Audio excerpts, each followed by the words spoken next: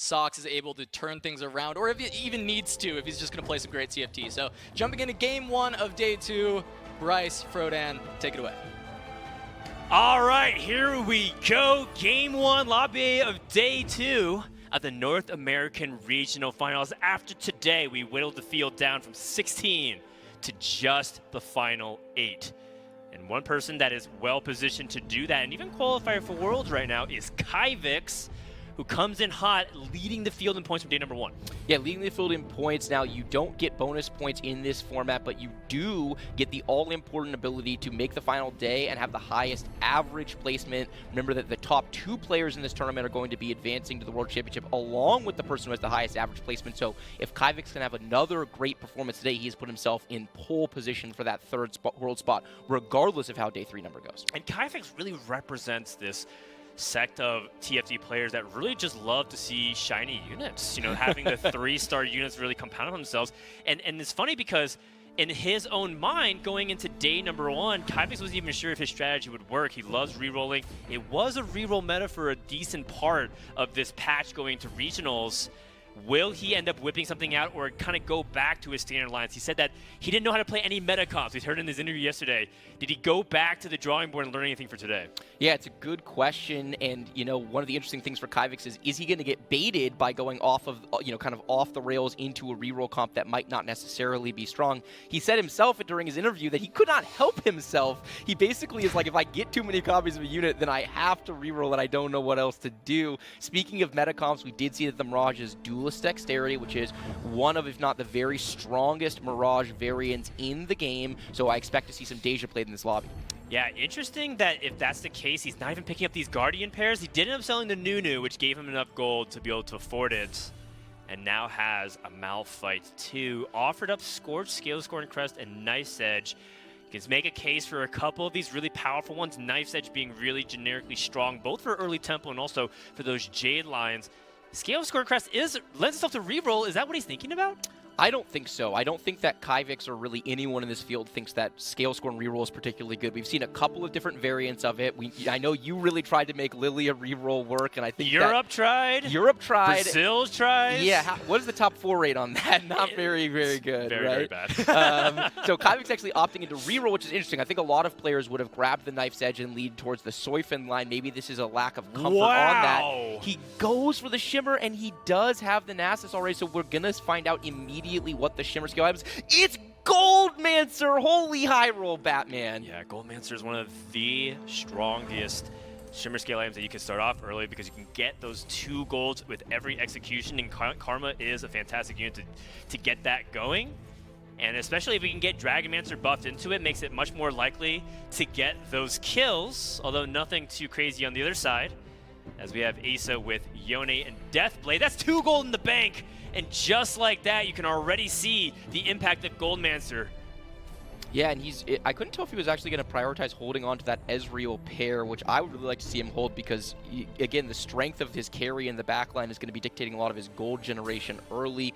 Joining Casper Wu for the first time, who's leaning into the Astral line, has slammed an Infinity Edge to go along with a Jeweled Gauntlet, so I think we have an early Deja lean here for Casper. Very interesting set of decisions here. He already had a Varus on the board and a Varus in the shop. Chooses to sell it for the Nidalee 2. And rather, instead of, say, sell Jax and just play those Astro boards, you can see Casper is prioritizing that tempo. He said, if I kept this Varus pair, that's a weaker board because I want to play 2-star units over 1-star units. And so Casper's already playing more fluidly and not just being very flow chart with his decision making. Yeah, and that's a hallmark of Casper's play. This man was actually an OG D-Gen reroller, right? Very similar, actually, school of thought to Kyvix, but he has expanded his play a lot over the course of the last set and a half, and is very interested in playing all of the different meta compositions in addition to having a lot of different reroll techs. I would assume we're going to be more standard line based on the item and augment selection early, but you never know with this man. All right, checking around what's happening on the other boards. Robin has that guild start Sag, starting off with that lose streak, hoping that Jeweled Lotus can kind of kick in. And the thing about this opening, wow, 2 more Nidalees. Hold on. All of a sudden, we have 2 Nidalee 2s, And I do know that there is underground tech, stay with me, with Nidalee reroll and use that early tempo to play around Jade, Shapeshifter, ladder all the way up to Shyvana if you can at level 9, then start to transition to Dragons.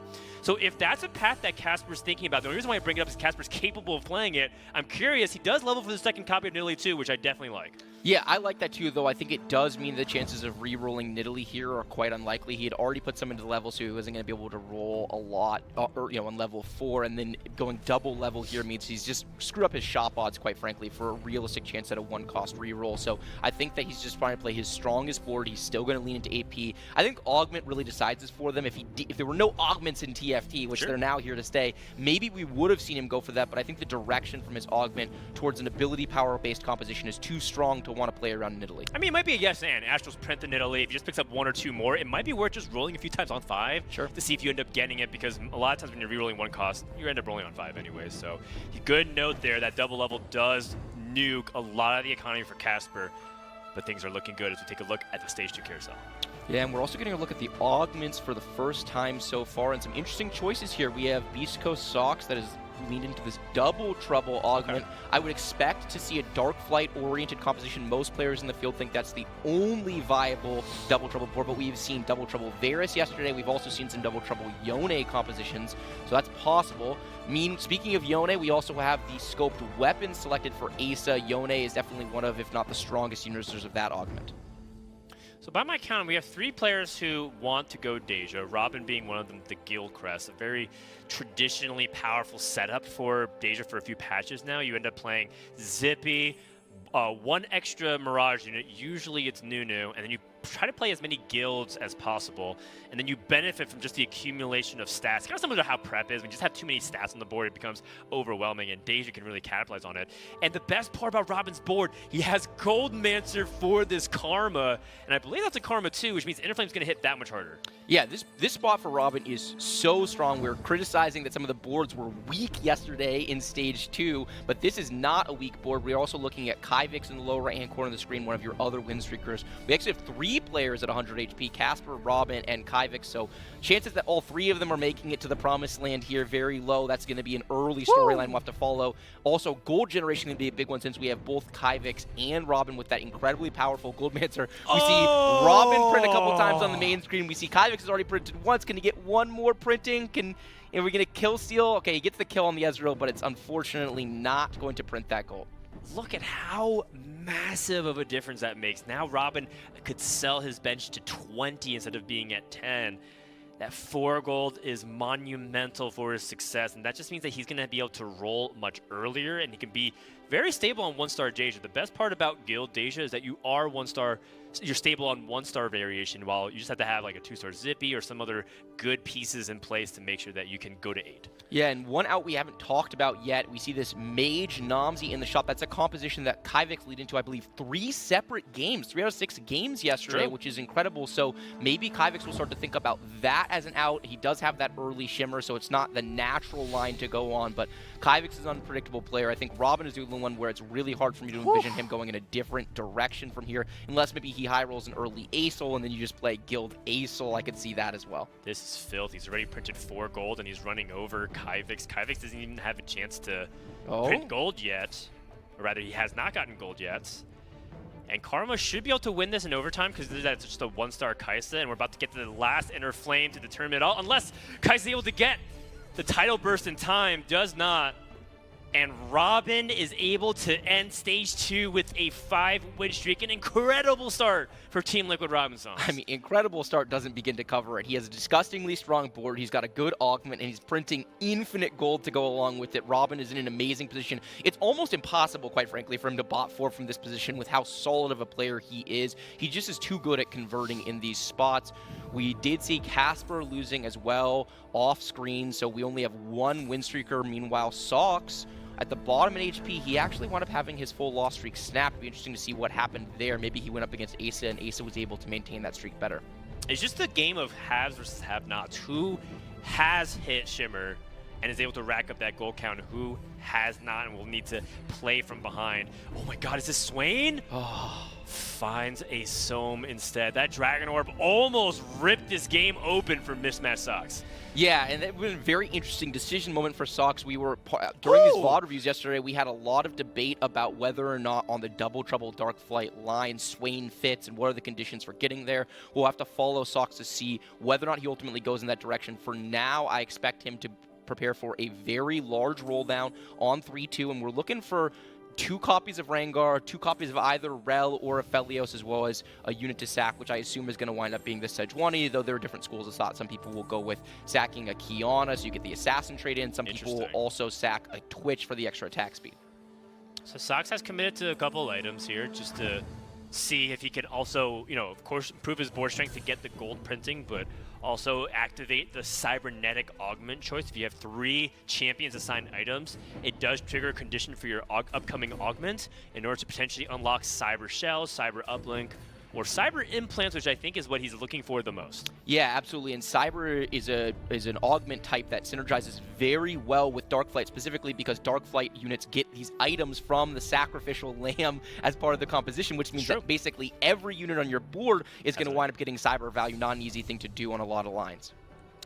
Well, funny enough, he gets offered a Shimmer Scale Crest for placing so many Shimmer units, but that's not what he's looking for. With that Double Trouble, knows he wants to commit to this Darkflight line. The question will be, how much does he roll? And there's a couple of trains of thoughts on whether or not you should be stopping at exactly 1-star pairs or be rolling for the 4th copy of units. I'm curious where Sox lands. Yeah, I would expect him to stop on 2 copies of Rengar. That's what he's really looking for to unlock. I know that he thinks that the two copies of Rengar is much stronger than just 1 copy, and he's not finding those Rengars yet, so what kind of a board is he going to be able to put together? So I think Sox is stable right here. It's about whether or not he feels strong enough to not roll for the rest of the stage. A second Rengar. That's exactly what he needs. Here's the difficulty, though, is that he's also playing preparation. And so now he's caught in a really awkward scenario of, does he play the best board or does he play for preparation? And he's now stuck in the middle where he's not able to play, he's not able to roll much of his gold, and he's not able to prep any of his units. Yeah, it is tough, but on the flip side here, the nice thing is that with the rework of prep, he gets 1 sack no matter what, right? So it's not like he's getting no value out of his augment. And because he's playing a reroll composition, he's naturally going to wind up with extra copies that are going on his board. He's also going to have his neutral rounds to prep them, so I think just playing your strongest board here is the correct decision from Sox. He's also able to recover his econ a little bit by selling some of those extra units. So Sox is a great player. He'll be able to navigate that. It's worth noting, by the way, that Kyvix, in addition to that Shimmer Heart, he has late game specialist, Dan. We're going to have to check out that spot. This is a man that is swinging for the fences after dominating day number 1. Yeah, Dish Soap is now on a streak to his opponent, and we're hopping on board with Asa, who's rolling, see if he can find Yone 2.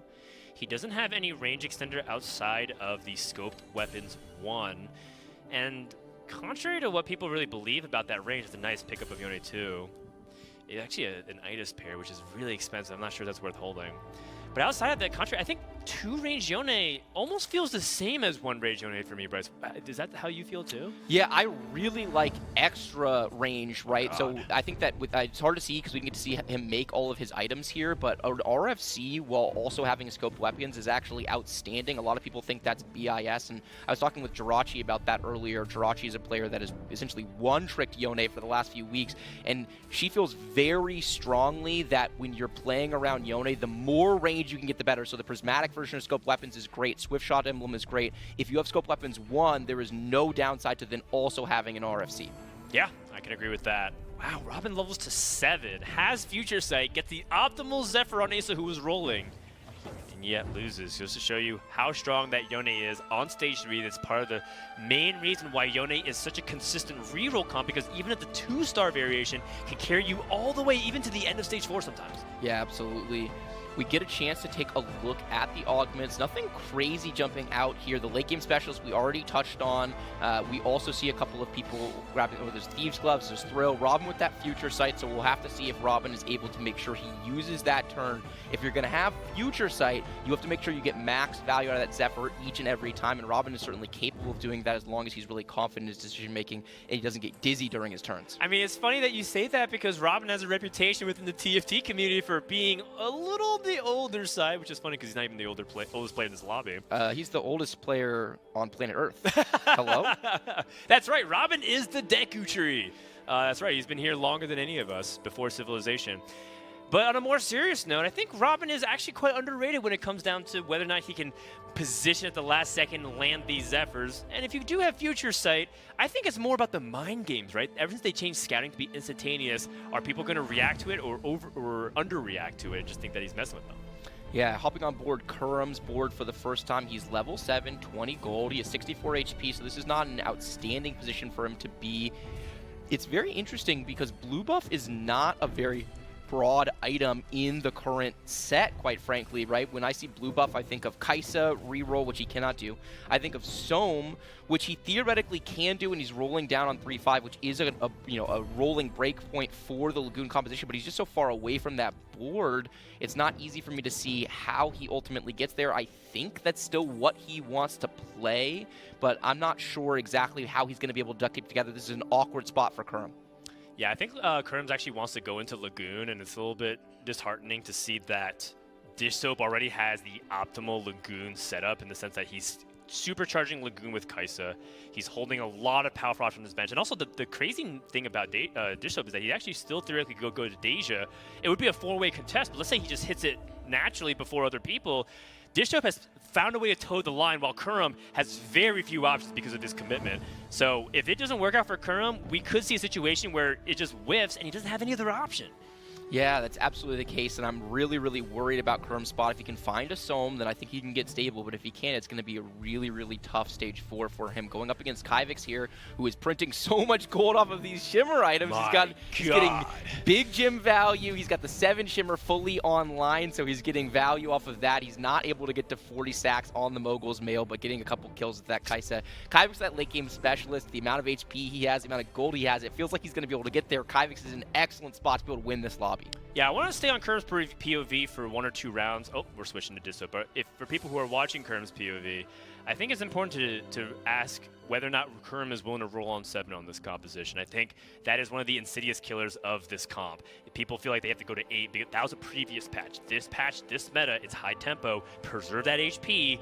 Roll on 7. Yeah, I completely agree with that. It's also worth shouting out, they put the graphic on screen that Casper Wu built a Mage emblem. That's one of the outs we were talking about earlier, that Mage Nomsy. It seems like he might be the only person going in that direction, so we'll have to see what board he's able to build and if he's able to get stable there. That makes sense. He started out with Astrals, so it does lend itself very easily to that Mage Nomsy. As you can see, and Neela 2 appears, and that is one of the keys for success. So now all Dish needs to find is 1 Soam, and we are cooking.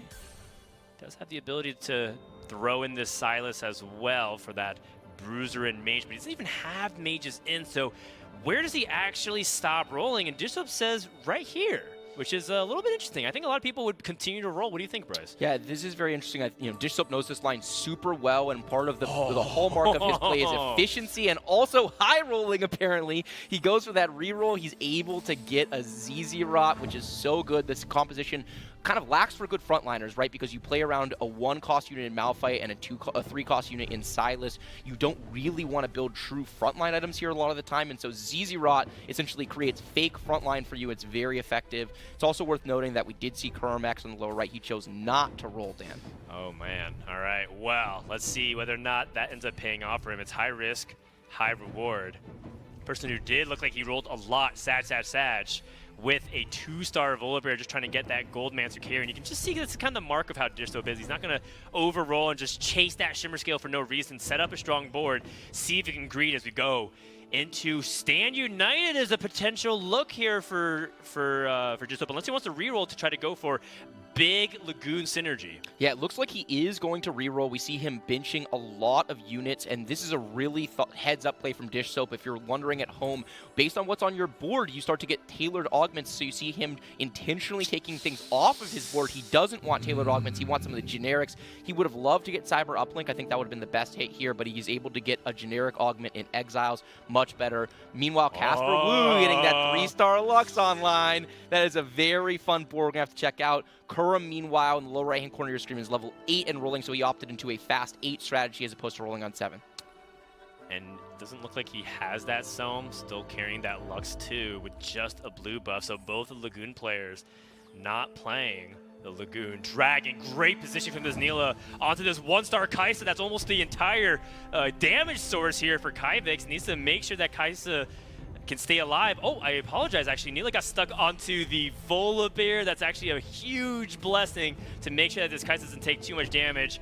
And as a result, able to get another tidal burst, barely able to survive, but the static shift finishes it off. A lot of gold left in the center, though, for Kyvix. Very fortunate targeting. Great positioning from Dish Soap to maximize his chances. Even though he gets the win, it did end up having exactly the position that he wanted. Yeah, and Kyvix is happy with that because if that Neela jumps onto that Kai'Sa immediately, he has basically no damage left and he probably takes 15 damage in this round, but instead he only takes a little bit off of a few units. Could be a lot worse.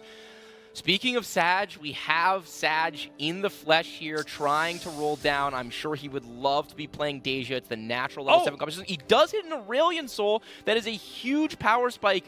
He does have a duplicator as well, so if somehow, some way he can find himself into a second high roll on this A-Soul, then he would be cooking with gas. Yeah, it's a little bit awkward, but his composition has some good pieces. He has Heroic Presence, which will allow his Guardians to taunt and deal that extra damage. Part of the thing that makes A-Soul frustrating is sometimes Aurelion Soul leaves just a couple of units barely surviving with the Black Hole, but maybe the Guardians can clean it up in this respect. As we do see that just a few more seconds till the Black Hole ascends. Sag needs to clear this barrier here. Okay. If he's able to kill the backline, which he does, gets a lot of gold, rebound his way to a level 8. Now all of a sudden we have another challenger contending for that top 4 spot. Yeah, and look at all this gold getting printed on both sides. Both of these players are just farming out the Shimmer Scale trait. Also, have to point out this very nice positioning tech from Sag. You see that he's put this A-Soul into that little cubby. That spot is incredibly hard to shroud because you basically have to sell out for it. You have to put the shroud all the way on the side. So very nice positioning tech as we take a look at our Stage 4 augment selections.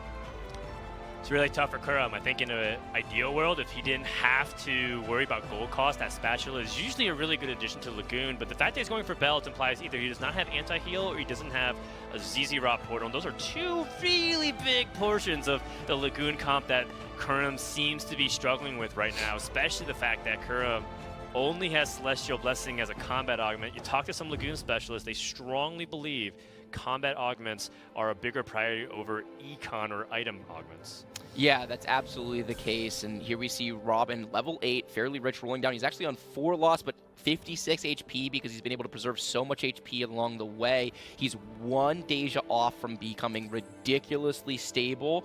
So we're taking a look at not just his board, but we also are taking a look at Sag, where this is actually, because of the Future Sight augment, Robin knows he's playing Sag. Sag does not know he's playing Robin, though. You see a last-second reposition from Robin to get that Zephyr onto the Aurelion Soul, and that is money from one of your defending North American champions from a few sets ago. Really well done, and also the Shroud. Now look, Aurelion Soul wants to scale, but that first cast of Black Hole is a damage amplification, or rather it makes the opponents vulnerable to more damage, and so Deja is able to get that breathing room, able to wipe that front line, and moves like that is what Robin Songs uses to win North American regionals in the past. He hits, he executes, he wins. That's what Robin's game plan is, and he's pulling it off to perfection. Yeah, he really is, and he's showing off the power of that Future Sight. Maybe Olge Man would not be able to take care of business with a Zephyr not knowing his opponent, but when he knows, you see that clean decision-making. He gets to the end of his turn. He knows he's got that Zephyr on the bench. He knows he wants to use it. He actually moves the Nunu into that spot, which is really great because it's such a positioning flexible unit. Nunu can be anywhere. It's a Cavalier. It's going to dash into the front line. So very, very cleanly done from Liquid's Robin Songs. And there's so much left for this game to be played. Sag has to feel uncomfortable. He's at 40 HP, taking a 13 HP loss. You just don't have that many more lives to give. Every single hit point matters. Another money Zephyr, this time on what looks like to be an Oushin, which is even more devastating than the Aurelion, so you don't get that 18-second ascension and a follow-up Hecarim Shadow cast able to stun that much longer. The question is, will Oushin's cast be enough? With this big gem, there is a decent amount of gold left. Deja trying to heal through it, and is not enough. Kyvix able to get to 9 safely, transition, and end stage 4 on a high note. Yeah, a really high note. Kyvix does have that Aoshin pair on the bench. He's making 40 gold this round, so he's in an excellent position to be able to win this game. I think that Aoshin is really struggling. Aoshin in general. Whoa! Oh. Not something you see every day. He gets offered the Tactician's Crown and a Thieves' Gloves, which is outstanding because he's going to be playing a Dragon board, which is one of the best types of boards to make use of it. I really agree with this take, choosing not to go for Radiant item. He does have full items on his primary carry already, intending to play this itis the entire game. I feel a little misled. Not going to lie. I was touted that this guy was going to be the re-roll, the prophecy that Kyvix would win with, you know, these obscure 3-star units. These are just 2-star Dragons, 2-star Shyvana, 2-star Aoshin. But I mean, usually it's going to result in a dub. Dragons has the highest win rate in terms of compositions you saw on the stat sheet.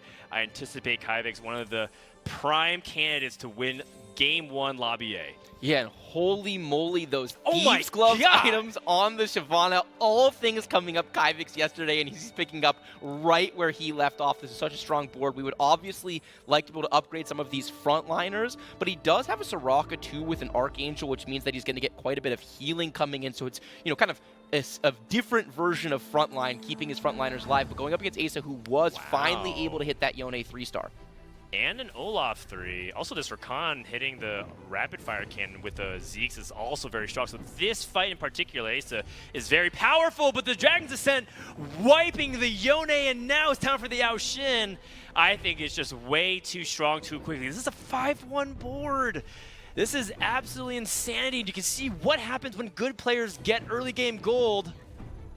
And then you see what happens when other players get that early game momentum but not able to convert. Kurum looks like he is going 8th this lobby, which is continuation from yesterday. Kurum started off so hot, then ended his day 1 with an 8th. He's about to start day 2 with an 8th. I think he actually started with the 7th yesterday. I think he bookmarked with tough games, and in the middle was where he was really shining. So he does have the mental fortitude. He's certainly been on the stage before, capable of recovering from an 8th place if that ultimately is what happens. He does have a couple of other players that are very low on HP, Asa being one of them. We're looking at his board. Asa can die here if he takes a bad enough loss. We see a last second reposition of the Zephyr. He is going to get that Nomsy, but I think Casper was able to move that Lux out of the way, which was really cleanly done from Casper Will. Taking a look at 2 of the players who might go for 8th if Asa dies here. Oh my god, the Lux able to one-shot the Yone in the corner, and there is just nothing left for Asa. This is such a massacre. It's up to Olaf. Olaf does have an ability to crush these units before the second cast, and Lux not able to get it done. Can Asa survive? That should be good enough, but Kurum ends up getting wiped. Uncontested 8th. That is not the foot that you want to get started on. Sag, now down to 1 HP. All of a sudden, the mini game of whether or not Asa can play for a 6th instead of an 8th is on the table as we take a look at some of the other players in the lobby. His teammate, or rather his practice partner, Sox, with a streak in stage 5 amidst all the chaotic strong boards. Yeah, we haven't gotten a chance to check back in with Sox since his 3-2 roll down, but things have been doing very well for him, showing mastery of the Dark Flight tree. He chooses to play the Swain, which is a little bit controversial in the Double Trouble line, but he has that Morello Nomicon, and Swain's going to apply that anti-heal across the entire team. That combined with the Randuins to be able to provide tankiness to his whole team, I think this is the smart tech from Sox, showing his versatility within the tree. Yeah, that's right, and Randuins is so good because it gives you that aura, and then it turns into Dark Flight instance. Many consider it to be the best portable forge item. Can Rengar make his way back into the Aoshin before the second cast? We know the first cast is usually not enough to wipe, and just look at the Blitzkrieg. No time for these dragons to survive. Is there enough left here for Sox to clean up? There is! Dealing damage to Kyvix, who has level 9 Tactician's Crown 2-star dragons, but no combat augments, and that is a really big difference when you contrast it to that double trouble board of Sox. Yeah, absolutely, and that matchup is one of the reasons why, in general, people are saying that Dragons are good but not incredible, because they do have counterplay, and Sox is showing one of those. That backline access on those Dragons, just not enough damage on the Shyvana unless it's going to high roll Jewel Gauntlet, i.e. every round. Taking a look at what's actually happening here at Sox, they're taking Infinity, that's so good for the Rengar. But there's also some other powerful options too. I believe Casper got a Chalice for his Mage comp, which is just bananas. Everyone's getting so much stronger. checking with Dish Soap, it just seems like it's a tale of two lakes here, as we do have Kurum and Dish Soap, neither of them able to get their Lacoon comps online, but the advantage for Dish Soap was his HP. Seems like it's all but evaporated now. Yeah, it has. He's just playing for placements here, not able to hit that Soam 2, such a big power spike. He does have that Zoe, which is a huge spike for the composition as well, but no items on the Zoe, so it's only going to be putting in so much work. Oh, no. Going up against Kyvix, this is not the matchup that he wanted to see. He needs to not just try to win a fight, but to preserve HP. We also see Asa in the lower right-hand corner fighting for his life in this game. Oh no, the Tempered Fate gonna lock down this Soam. Remember, Soam does not have blue buff or any meta augments, and all of a sudden, Soam is down, so it's up to Neela to clean it up. Looks like at least the Aurelion Soul. Healing. Oh my goodness, the Starfall able to get the second cast up, and that is just way too much damage. Dish Soap, unfortunate matchmaking, unfortunate rolls, gets a 6th place. Asa, that's a good 5th. I think he'll take it given the context of the lobby. Yeah, Asa is thrilled to get a 5th under the circumstances. Is probably the best he could have done. Meanwhile, Robin has a board that's very interesting. He's trying to go level 9 on 1 life. We're once again looking at his matchup, but in this situation, they know they're playing each other because there's only 4 players left in the lobby. Also interesting to point out that Robin opted into a Radiant Zephyr off of his Treasure Dragon. He says, hey, I have Future Sight. I know who I'm playing. I can make better use of this. Is it going to pay dividends for him in this fight? About to find out as it looks like the Zephyr targets. It looks like we got 1 Rengar, but the second one does jump, and that one's a little bit more lethal given that it has Infinity Edge and Last Whisper. It almost sets a homing beacon as well, because whoever he attacks, which is the Deja, will guaranteed have the lowest armor. But that Rengar able to finally finish it off. And Sock's going to show you why this Darkflight comp is to be feared, and possibly why it was slightly underplayed going to day number 1. I was surprised at the lack of Darkflight. Robin is out. But based off the HP count was always going to be that way. 3 players stand heads and shoulders above everybody else in terms of the health count. It's Casper, Kyvix, and Sox. Yeah, and if you're seeing Robin die with 50 gold right there and you're criticizing him, you are chatting, because when you look at the HP delta in this lobby, Robin just knew he was getting the 4th. He was trying to find his way to level 9 somehow to get to a board that was going to be strong enough to win out on 1 life. Not able to do it, but I think it was the right risk for him to take under the circumstances. Not a lot of ways for him to cap his board out at level 8 with that amount of gold. Very unfortunate moment here for Casper. Looks like everything was going well until this Last Whisper shows up. That's a very useless item for him. The best part is it gives bonus attack speed, so I guess somebody could utilize it very well. The more important thing is, where's the Zoes? I think he really needs to find a way to activate Zoe to get the big CC chain. And there's one. Willing to sell the Skarner. Skarner 3 is a pipe dream at this point. Just feels like the Lobster is not going to be joining us. The end stages of this game. Finds a Bard as well.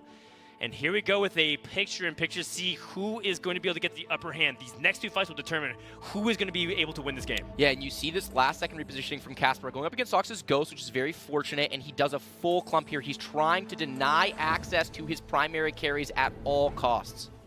Yeah, and the Lux is the most important one. You can see Zoe ends up surviving, able to get Janna's Tornado out just in time. The second cast from Lux is good, but how much of this is because of the Ghost versus the raw board strength, and he still ends up taking a loss.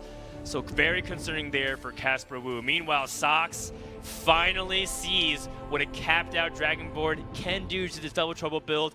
It is just Kyvix's game to lose after that 1 fight, and he just got stronger. Terra 2 and Bard 2 on top of everything else. Yeah, that's what happens when you get the late game specialist. You get to go to level 9 at 5-1. You get to have a full roll down, build an incredibly strong board like he has, then recover your econ and do it again. He's also been printing extra gold with that Goldmancer. Kyvix putting on a clinic about how to win a lobby from a high roll position. I think it is Kyvix's lobby to lose at this point, but Sox and Casper, only 2 HP separates them.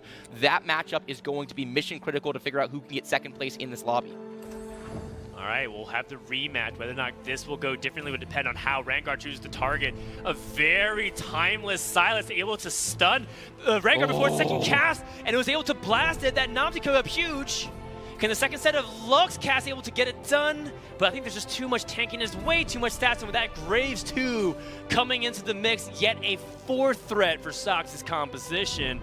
and many people don't talk about this, the Double Trouble Rengar is really strong, but if there's a way for Sox to find 3-star Rengar and find a way to double up on Graves, that can be another win condition. Yeah, that's absolutely the case. We should not count Sox out of this game. Obviously, Kyvix with that incredibly scary Capped Dragon board, but Sox has plenty of room to grow, and remember that Double Trouble as an augment, once you make the 3-star version, you then get a 2-star copy of it as well, so he's going to have another Rengar to put on his board either way. We're taking a look at Kyvix's board. We see him clumping in the corner.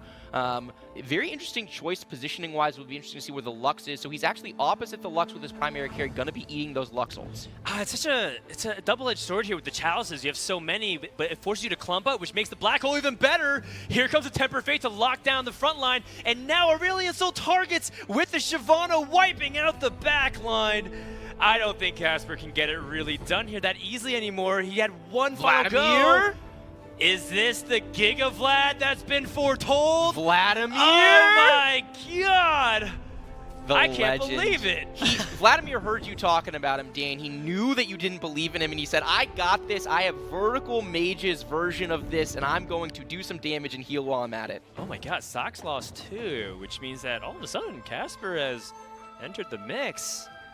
Throughout everything you know about TFT, I can't predict who's winning this lobby anymore. Yeah, it is tough. I still think that Kyvix is the favorite, both because he has the HP, but also the ability to theoretically go buck wild here, right? Like go for a 3-star legendary unit, and also just the quality of the unit. There's also a meaningful amount of RNG, it has to be said, in how these fights are playing out, right? The Nomsy is targeting randomly. There's a little bit of RNG to how the fight plays out and where Lux goes, although I think that Kyvix could have positioned around that a little bit more cleanly. Where these Rengars wind up going, if the core carries wind up getting blocked in, so only time is going to tell on these fights. The only thing I can say for sure is that we are in for a wild finish in this game number 1. Yeah, you can see that Sox is rolling it all, just ignoring the Graves and whatnot because he needs Rengar 3 as the first condition.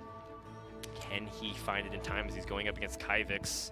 Head-to-head, mano-a-mano, a full backline club this time should be good, and a Shroud down the middle hits the entire team. Not a single unit was spared except for this one Aphelios in the back corner, and the black hole is good with the Dragonson and the Temper Fate. It is just CC upon CC. Now, whether or not this Rengar can crack the back line, we're yet to see. It's trying to work its way past the Soraka, who is just healing so much off that Starfall. Can we kill off this Aurelion Sol before the next cast? Able to get it done, and now all of a sudden the Decree able to heal up, and I think Sox might be able to get it done. One more cast from the Swain, not in time, and that might do it. Sox barely survives for a second place. Casper's out in third. Yeah, and Sox takes care of himself on that one. He's able to have his Ghost beat Casper's board. Casper out in third place, really nice in front of him. Sox hits the Rengar 3. Is that going to be able to swing the matchup? I mean, that's a really big deal. It's kind of a weird thing when you play with prep too, because you can't get preparation stacks onto the second Rengar. So some people are even throwing out wild things like, did you actually get weaker by making the 3-star Rengar? I don't think that's the case, but maybe we're about to find out. Yeah, and he also high rolls, by the way. He's able to get the Radiant version of the Edge of the Night to 50-50 on that item combination. Really, really nicely done as we get into what could be the decisive fight of this game. And as we take a look, whether or not this Rengar 3 can play a big factor in. It's kind of stuck right now, not able to get the cast at the back line. Able to dodge both CC so far, getting clipped by the Dragon's Ascent. Rengar is not targeting the back line whatsoever. Aurelion Sol and Soraka are sitting back, but here we go! The jump to the back line, able to take out 1, 2. Can he take out the third? He does! And it comes down to this fight, whether or not Sox can play for a stage 7. Able to buy just enough time for one last look.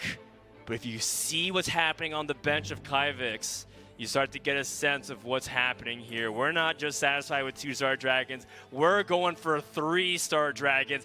This is the final boss of all final bosses in Teamfight Tactics. Yeah, this is going to be super fun to see what he ultimately goes for. He's going to be holding some of these legendary units. It's very, very impactful to be able to hold some of these X dragons. He even chooses to make one here just to keep it out of the pool as he goes for this Aurelion Sol. Meanwhile, I expect Sox to be looking at this and seeing if he can roll down and maybe find his way into an Aurelion Sol to deny. It seems like that is the core win condition. Itis 3 could also be a win condition here as well. So much shielding comes out from the Itis, it could keep the carries in the back line alive long enough for it to be able to put out the DPS.